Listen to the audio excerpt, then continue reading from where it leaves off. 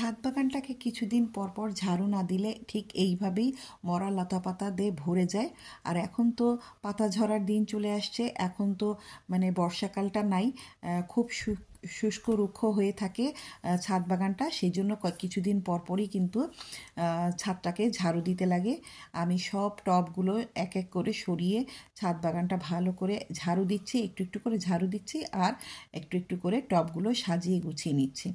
এবং যখন আমি ঝাড়ু দিচ্ছি অনেক পলিথিন দেখা যাচ্ছে, অনেক ময়লা আবর্জনার সাথে এই যে পলিথিন বস্তা এগুলো সব ওই যে তরকারির উচ্ছিষ্ট অংশগুলো যখন আমি সার তৈরি করার জন্য নিয়ে আসি, এই ময়লার সাথে এই পলিথিনগুলো জমে থাকে। তো এগুলো সব আমাকে আস্তে আস্তে করে সব খুঁজে খুঁজে আলাদা করে রাখতে হয়। আর দেখেন কত ময়লা আবর্জনা হয়েছে, মরা ডালপালা লতা পাতা দিয়ে ভরে গেছে।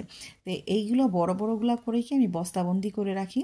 চিলেকোঠার ছাদেও কিন্তু অনেক ময়লা আবর্জনা হয়েছে, আর গাছের ডালপালাগুলো নাড়া দিয়েও আমি পাতাগুলো ফেলে দিই, না হলে কিন্তু আবার ঝাড়ু দেওয়ার পরে ময়লা হয়ে যায়।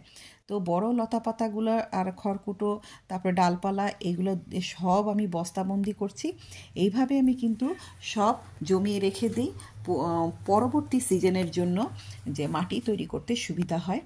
এর মধ্যে কাঁচাও তরি তরকারির উচ্ছিষ্ট অংশ দিয়ে এবং মাটি দিয়ে বস্তাবন্দি করে আমি কিন্তু এইভাবেই জৈব সার তৈরি করি। আর ঝাড়ু দেওয়ার পরে যে ধুলাবালিগুলা বের হয় সেগুলা কী করি, গাছের গোড়ায় এইভাবে আমি দিয়ে দিই এবং সাথে কিছু হাড়ের গুঁড়া আর কেঁচো কম্পোস্ট দিয়ে দিই। এবং দিয়ে ভালো করে হাত দিয়ে নাড়াচাড়া করে যদি পানি দিয়ে দিই তাহলে কিন্তু এর পানি ধারণ করার ক্ষমতাটা অনেক বেড়ে যায়। কারণ এগুলো সব পুরনো মাটিতে কিন্তু পানি ধারণ ক্ষমতা অনেক কমে যায়। তো এইভাবে ভালো করে দিয়ে নেড়েচেড়ে দিলে এবং পানি দিলে অনেকক্ষণ এটা পানি ধরে রাখে এবং এইটা কিন্তু গাছের জন্য অনেক উপকারী। তা আমি এখানে কিন্তু বেশ ভালো করে পানি দিয়ে দেবো। আর বাকি যেই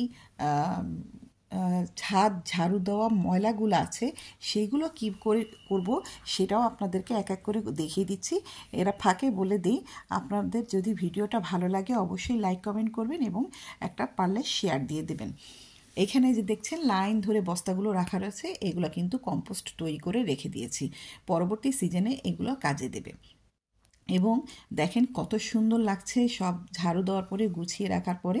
আর বাকি যেই ময়লা আবর্জনাগুলো এখনও আছে সেগুলো আস্তে আস্তে সব পরিষ্কার করে ফেলবো। অনেক এখনও ময়লা রাখা আছে এবং যেগুলো রাখা আছে সেগুলো আমি কি করি 5 লিটারের গ্যালনের মধ্যে ঠিক এইভাবে আমি ভরে রেখে দিই এবং ওপর থেকে তৈরি করা মাটি দিয়ে গাছ লাগিয়ে দিই। ভিডিওটা কেমন লাগলো, ভালো লাগলে অবশ্যই জানাবেন। আজকে এই পর্যন্তই, আল্লাহ হাফেজ।